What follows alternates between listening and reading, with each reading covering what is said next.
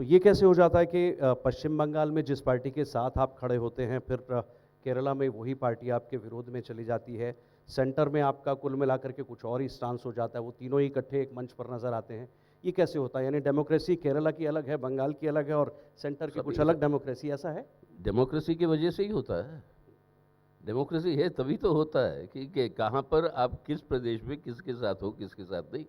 ये बात कि बंगाल में कुश्ती, केरल में दोस्ती, ये जो वेंकैया नायडू साहब जब वो एमपी थे तब से लेकर ये नारा वो लगाते रहे। और बंगाल के अंदर कुश्ती ही नहीं कांग्रेस के साथ, कुश्ती हुई है केरल में, कुश्ती हुई है त्रिपुरा में, उस बात कह रहा हूँ 2004 की। और जहाँ पर 61 जो वामपंथी सांसद चुन के आए लोकसभा में, 57 सांसद, 57 कांग्रेस को हराकर लोकसभा में आए। उसके बावजूद देश के हित में, संविधान की रक्षा में मनमोहन सिंह साहब की सरकार की समर्थन की, बिना हमारी समर्थन की वो सरकार बन नहीं सकती थी, और वो बनाई है देश के हित में। अब सवाल यहाँ पे है, ये है देश का हित। कहाँ पे जाके कौन किसने क्या बोला वो नहीं, सवाल ये है कि हमारी संवैधानिक व्यवस्था, इस संवैधानिक व्यवस्था को बरकरार रखना और मजबूत करना, जो अधिकार दिए हैं संविधान ने, मौलिक अधिकार, उन अधिकारों को और आगे ले जाना, ये है मैच्योरिटी।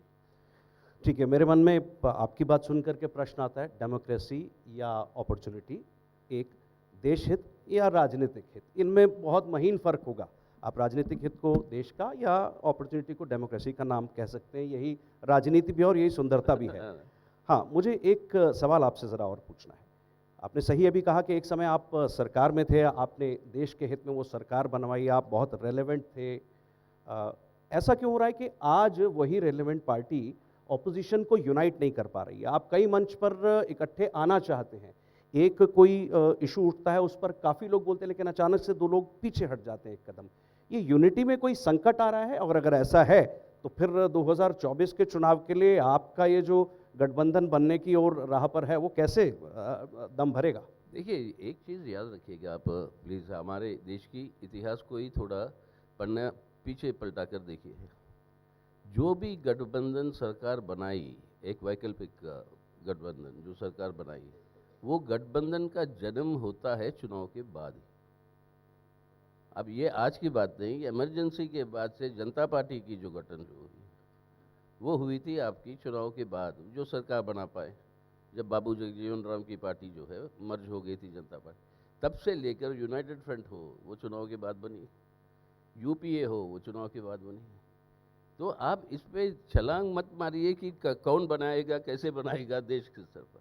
पहले जो भी होगा, ये होंगे, ये अंडरस्टैंडिंग्स और ये अलायंसेस और ये सीट शेयरिंग, ये सब कामें होंगे आपके स्टेट लेवल पर।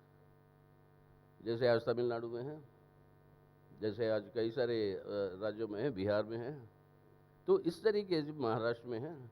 तो इस तरीके से स्टेट लेवल पर ये बनता रहेगा और चुनाव के बाद जो है वो नेशनल लेवल पर वो आएगी।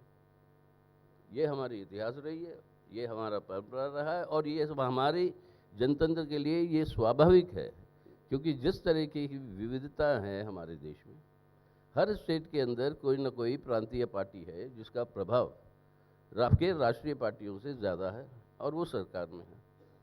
तो उनके नेतृत्व में वहाँ पर ये अंडरस्टैंडिंग और ये अलायंस जो है वो बनेगी, और वो प्रयास है, उस तरीके से चलेंगे हम आगे को।